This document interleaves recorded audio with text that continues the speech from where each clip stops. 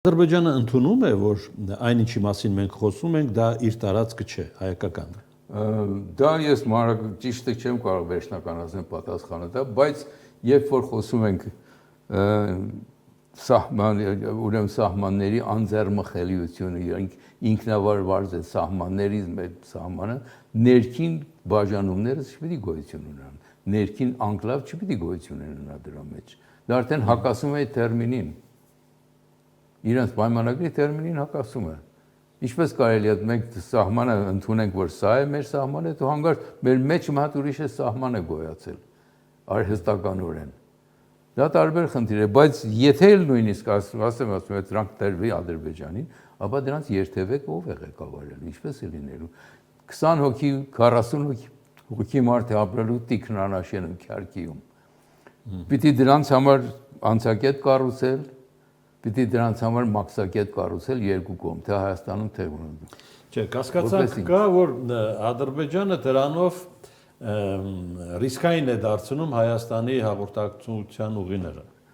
Հայաստանի հաղորդակցության ուղիները ռիսկային չի կարող դարձնել, քանի որ Իրանը չի լինի։ Մենք հսկողություն ունենք այդ ճանապարհի վրա ադրբեջանցին իր սահմանից մտնում է իր անկլավը։ Դա ռիսկային չի լինի մեր համար։ Պարզապես գլխացավանք կլինի, ավելորդ ծախս, ավելորդ միջոցներ վատնելու բան ճանապարհ կլինի, բայց մենք այդ գործը պետք է անենք, չպիտի ադրբեջանցին, երբ որ կարող ուզում են որտեղից որ կարող մտնի գնա իր անկլավը հասնի։ Մեկ ճանապարհ պետք է գոյություն ունենա, այդ ճանապարհն է պետք է վերահսկի Հայաստանը։ Այնինչ հայկական կողմն է ասում, որ դրանք ադրբեջանական անկլավներ են, նույնը ասում են ադրբեջանցիները։ Այո, ճիշտ նույնն է, նրանք ասում են նրանք մեր անկլավները Հայաստանում, իսկ իրենց վերջին հրատարակած վերջի 15 տարվա մեջ հրատարակած քարտեզների վրա ընդհանրապես Արցախյան իրենց տարածքն են հաշվում։ Բայց հաշվեն նայած հայկական անկլավներն էլ իրենց են հաշվում քարտեզների մեջ, հայկական անկլավները ցույց են տրվում որպես Հայաստանի մեջ գտնող ադրբեջանական անկլավները ցույց են տրվում որպես ադրբեջանական հող, իսկ Արցախյանը ընդհանրապես Ադրբեջանի մեջ է ներառնված։ Անկլավների թեման այսպես տաքացնում են, բայց ոչ ոք չի խոսում ագրեսիայի ենթարկված տարածքների մասին։ Դա ինձ թվում է մեր սահմանազատումը, եթե պետք է սկսենք, առաջի այդ պայմաններ, նախապայմաններ այդ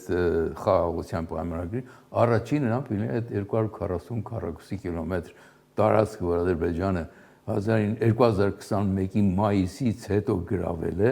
նրանք անմիջապես պետք է վերադարձնի մեզ, քանի որ նրանք գիտեն, որ իրենք կանգնած էին նախկինում մայիսի սկզբին, կանգնած էին խորհրդային սահմանների վրա, հետո 2 տարի հետո արդեն 240 կիլոմետր վերցրել են այդ տարածքներից։ Դա առաջինն է, որ ամրաշինական աշխատանքներ են կատարել։ Այո, բավական մեծ աշխատանքներ են կատարել, շինարարություն, ճանապարհ են սարքել դրանց վրա։ Այսինքն դուք հավատում եք, որ Ադրբեջանը առանց որևէ ճնշման կարող է հետ քաշվել այդ տարածքներին։ Առանց որևէ ճնշման հետ չի քաշվի, շատ է աշխատելու որ դրանք պահի, բայց օրենքով իր ստորագրած պայմանագրերի համաձայն պիտի դուրս գա այդտեղից։ Հիմա դժվար է Ալիևը երբ որ հայտարարել որ այդ տարածքը, որ իմ զինվորս կանգնած է Ադրբեջանի տարածքի, Ադրբեջան է կոչվում, հիմա դուրս կասի չէ, դրանք տեսեք, այդ 240 կիլոմետր մերը չէր, հետ եմ տալիս Հայաստանին։ Ես այդ իր ասածը եւ հիմա ինչպես պիտի հետ վերցնի ժողովրդի համար, դա ինձ դժվար եմ տեսնում։ Նրա համար կարող է ձգձգի այս խաղաղության պայմանագիրը ստորագրել, պատրաստել վերջնականապես ստորագրելը եւ այլն, որպեսզի այդ ընթացքում մի բաներով իր ժողովրդին աշխատի հավատացնել, տեսեք, հիմա էլ այդ գործը անում է իհարկե, ասում է, տեսեք, մենք չնայած խաղաղության պայմանագիր ենք ստորագրում, բայց Վանգեզուրի լիճանցքն ենք վերցնում, բայց Սևանան լիճի անունը Ադրբեջանային հաշվում, որ ապագայում կարողանանք մի բան անել։ Չնայած այդ անվանումը դրված է եղել 18-րդ, 19-րդ դարին, երբ Ադրբեջանը որպես երկիր դեռևս չէր ծնվել, գոյություն չուներ։ Հայկական կողմը ասում է, խնդիրը ռազմական լուծում չունի։ Անմիջական այսօրվա պայմանով խնդիրը ռազմական լուծում չունի,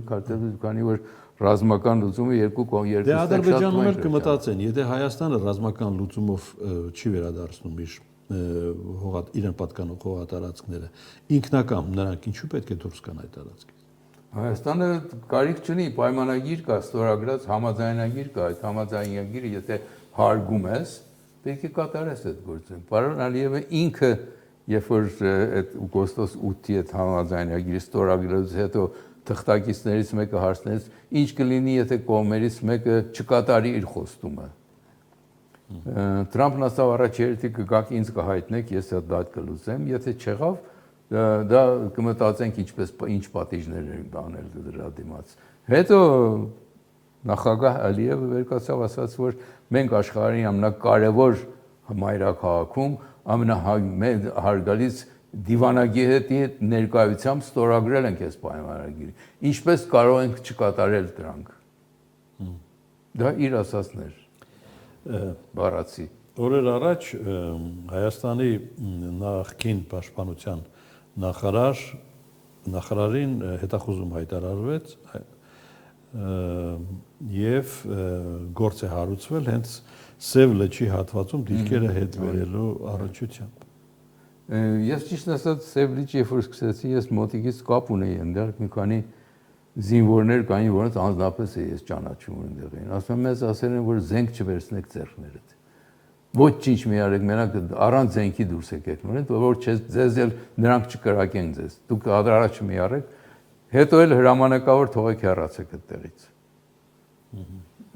Դա հիմա նոր է բարձվում հրաման տվողը ով է։ Այո։ Դե շատ նման դեպքեր ունեցել ենք մենք։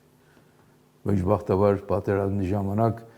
մենք հավանաբար եթե նման դեպքեր չունենայինք, հենց բուն պատերազմի ժամանակ այդ 44 օրվա պատերազմին այս վիճակի չէինք լինի։ Հիմա ելի վերադառնանք անկլավներին եւ ավարտենք դրանով։ Բարձվում է անկլավների անգամ եթե դիվանագիտական համաձայնությունը ձեռք բերվի, պետք է հանրաքվեով հաստատվի դա։ Այո, անպայման, քանի որ հողերի հողամասերի փոխանակում է։ Նույն անելու է ադրբեջանցի։ Նույն երկու կողմը պետք է հանրաքվեով լինեն։ Ես կարծում եմ իրենց ավելի ձեռնտու կլինի այդ գործը անելը, քանի որ Արցվաշենի անկլավը իրենց տնտեսական կենտրոնն է այդ շրջանի։ Եվ իրենց նրանից հարավ, եթե հյուսիս գտնվող գյուղերը Արցվաշենի միջոցով են անցնում իրար կապը պահում։ Եթե հայկական դառնա, իրենց կապը կկտրվի, իրենց կենտրոնը չեղյալ կլինի արդեն առևտրական կենտրոնը։